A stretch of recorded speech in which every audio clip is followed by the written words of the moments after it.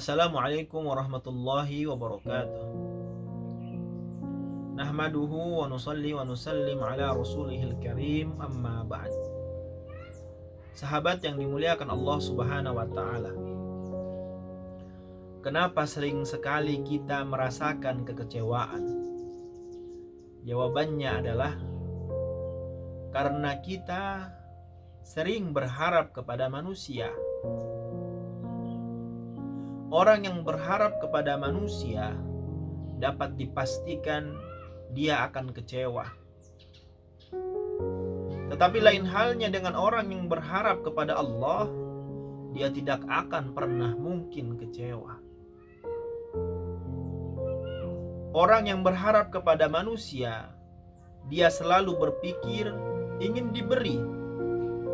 Tetapi orang yang berharap kepada Allah, dia selalu berpikir ingin memberi. Ketika kita berpikir ingin diberi, maka kita tidak akan pernah merasakan kekecewaan. Ketika kita berpikir ingin diberi, maka kita merasa kecewa ketika orang tersebut tidak memberikan kepada kita. Maka jangan pernah sekalipun menaruh harapan kepada manusia. Pasti dan pasti kita akan kecewa. Ketika kita menaruh harapan kepada orang kaya jatuh miskin, kita ikut miskin. Jikalau kita menaruh harapan kepada penguasa jabatannya hilang, penguasa jabatannya habis, kita pun ikut selesai. Tetapi jikalau kita berharap kepada Allah subhanahu wa ta'ala, Allah hayyun la yamut, Allah hidup dan tidak akan pernah mati. Allah tidak akan pernah bangkrut. Allah tidak akan pernah kehilangan kekuasaannya walaupun sedikit. Maka berharaplah kepada Allah, sahabat yang dimuliakan Allah subhanahu wa ta'ala. Allah tidak akan pernah mengecewakan pengharapan seorang hamba yang benar-benar berharap kepada Allah. Imam Syafi'i katakan, ketika hatimu berharap kepada selain Allah, berharap kepada manusia, maka Allah akan timpakan kepadamu pedihnya rasa pengharapan. Agar kamu tahu, Allah subhanahu wa ta'ala sangat mencemburui hati yang berharap kepada selain Allah. Maka Allah akan halangi keinginanmu. Supaya apa? Supaya engkau kembali berharap kepada Allah. Sekarang kalau kita berharap kepada manusia, kalau kita minta kepada manusia, mungkin satu kali mereka akan memberi kita, dua kali mungkin mereka akan memberi, tiga kali, empat kali, mungkin mereka sudah bosan.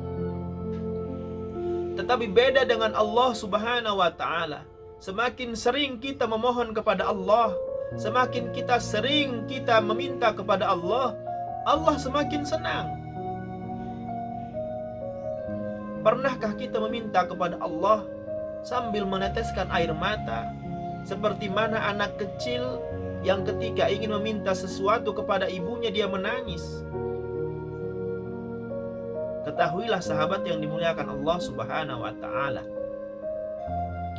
tangisan umat Rasul, tangisan hambanya Allah subhanahu wa ta'ala ialah tangisan yang sangat mahal harganya. Kenapa saya katakan seperti itu?